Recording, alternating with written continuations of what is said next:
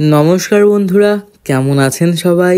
সানি শোরুর একটি নতুন ভিডিওতে আপনাদের স্বাগত জানাই। আজ খুব ছোট্ট করে আপনাদের মাঝখানে শেয়ার করব এই বছরের জন্মাষ্টমী পালনটা কেমন করে করলাম। গোছানো গাছানো জীবনটায় এই বছরটা যেন একদমই ওলটপালট হয়ে গেছে। প্রতি বছর নিয়ম মেনে যা যা করে আসি, এই বছর তার একদমই অন্যথা ঘটলো। প্রথমত আপনারা দেখতেই পাচ্ছেন, ক্যামেরাটা ধরার মানুষ পর্যন্ত নেই। স্ট্যান্ডে বসিয়েই আমি শুটটা করছি। একদমই ইচ্ছা ছিল না শুটটা করার, কিন্তু কি করব, আপনারা অপেক্ষা করে বসে থাকেন আমি কিভাবে ভগবান সেবা করলাম কি না করলাম। তার জন্যই কোন রকম ক্যামেরাটা স্ট্যান্ডে বসিয়েই ক্যামেরা বন্দি করছি মুহূর্তগুলো। প্রতি বছর আমাদের লাড্ডু গোপালকে নানা রকম ভোগ রেঁধে দেওয়া হয়। জন্মাষ্টমীর দিনকে তো শুকনো ভোগ থাকেই, পরের দিনও কিন্তু অর্থাৎ নন্দ উৎসবেও কিন্তু ভগবানকে ভোগ রন্ধন করেও দেওয়া হতো। কিন্তু এই বছরটা একদমই করে উঠতে পারলাম না।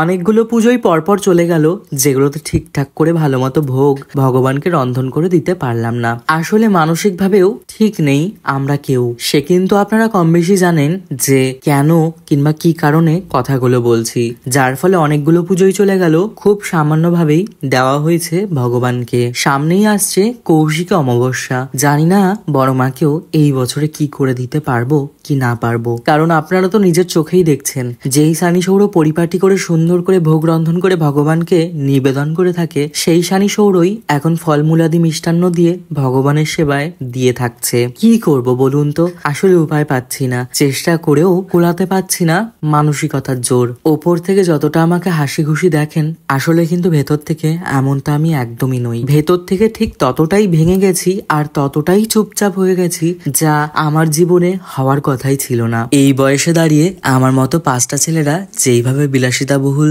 আনন্দ সহকারে জীবনযাপন করছে, সেই বয়সে দাঁড়িয়ে আমি ঘরকুনো ও চুপচাপ জীবনযাপন করছি। আমি ধরেই নিয়েছি আমার জীবনে সবকিছুই শেষ হয়ে গেছে, তবে আমার বিন্দুমাত্র দুঃখ নেই। আমি আগাগোড়াই পছন্দ করতাম পরিবারটা, আর পরিবারটাতে যখন ভাঙন ধরেছে, তখন আর আনন্দ বিলাসিতা বহুল জীবন কি বা করবো নিয়ে। যাই হোক, নিজের হাতে ডেকোরেশনটা করে ফেললাম পুজোর আগের দিনকে। আসলে একার হাতে করতে হবে তো, তাই টুকটুক করে একটু একটু করে গুছিয়ে নিলাম নিজের হাতে। যে রাধা মাধবটা আপনারা দেখতে পাচ্ছেন, সেই রাধা মাধবটা আমাকে দিয়েছিল আমার এক দিদি। হয়তো সেই দিদি আমার ভিডিওর মাধ্যমে তার এই রাধা মাধবটাকে দেখতে পাবে। সে দেওয়ার পর এখনো পর্যন্ত তার পুজো আমি করতে পারিনি, তবে এই প্রথম আমি তার পুজো করলাম। একটা ভালো দিন পেয়েছি আর সুযোগও পেয়েছি। ভগবানকে কখনো শোপিস করে ফেলে রাখবেন না, এতে সংসারের প্রভাব পড়ে। চেষ্টা করবেন একটু ধূপ ধুনো দেখানোর, হোক না সেটা প্লাস্টার প্যারিসের কিংবা প্লাস্টিকের। যদিও বা আমিও এতদিন ধরে ফেলেই রেখেছিলাম, সুযোগ পাচ্ছিলাম না কবে বসাবো ওনাদেরকে। তাই জন্মাষ্টমীর দিনটাই সুযোগ পেয়েছি। যেই দিদি আমাকে দিয়েছিল, সেই দিদির হাজবেন্ড দিদিকে এটা গিফট করেছিল। আমি যখন তার বাড়িতে গিয়ে এটা দেখেছিলাম, আমার ভীষণ ভাবে পছন্দ হয়েছিল। দিদি তখনও অব্দি প্রতিষ্ঠা করেনি। আমি তখন বললাম আমাকে এটা দেবে, এক কথাতেই দিদি আমাকে দিয়ে দিয়েছিল এই রাধা মাধবের মূর্তিটা। আমি ভীষণ আনন্দ সহকারে নিয়ে এসেছিলাম। কত সুন্দর দেখুন তো এই রাধা মাধবের মূর্তিটা। আমাদের নাড়ু আর গদাইকে স্নান করালাম পঞ্চামৃত দিয়ে। তার মধ্যে ছিল দুধ, ঘি, মধু, শর্করা আর দই।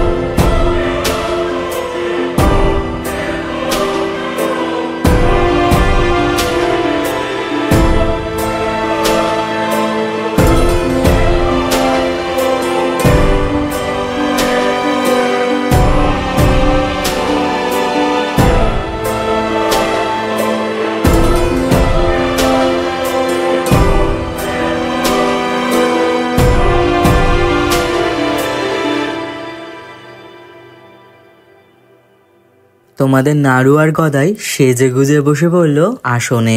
ওভারঅল লুকটা খুব খারাপ লাগছিল না, ভালোই লাগছিল। ক্যামেরা বন্দি করার পর ভিডিওর মাধ্যমে আপনারা দেখছেন কতটা সুন্দর আপনাদের চোখে লাগছে তা আমি সত্যি বলতে পারবো না, তবে আমি স্বচক্ষে তো আমি দর্শন করেছি, তো আমি বলতে পারবো স্বচক্ষে ভীষণ সুন্দর লাগছিল ওনাদেরকে। আর এই যে জুয়েলারি গুলো দেখছেন এইগুলো কিন্তু জন্মাষ্টমীর উপলক্ষে কেনা নয়।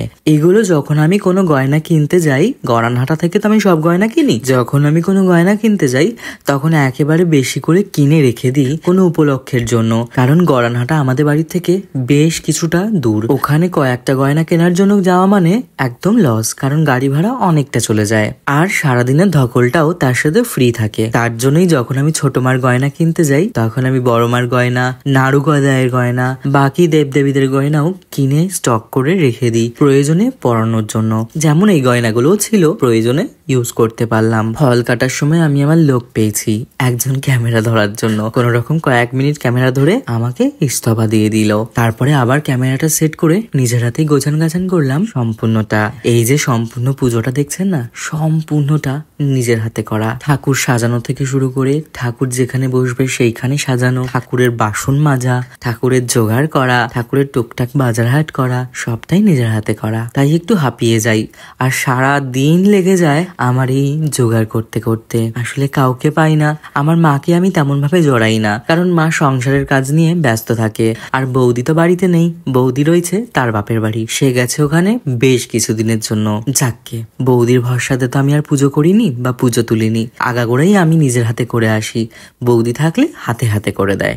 এই যা, তো সবটাই নিজের হাতে করলাম। আপনাদের কেমন লাগছে না লাগছে অবশ্যই জানাবেন। যতটুকু পেরেছি, যেমনটা পেরেছি আপনাদের মাঝখানে সেটাও তুলে ধরলাম। ভুল ত্রুটি করলে মার্জনা করবেন, আমি তো অত কিছু নিয়ম জানি না, যতটুকু করি অন্তর থেকে প্রেম দিয়ে করি, তাই ভুল ত্রুটি করলে নিজ গৃহ সন্তান মনে করে কিন্তু মার্জনা করে দেবেন।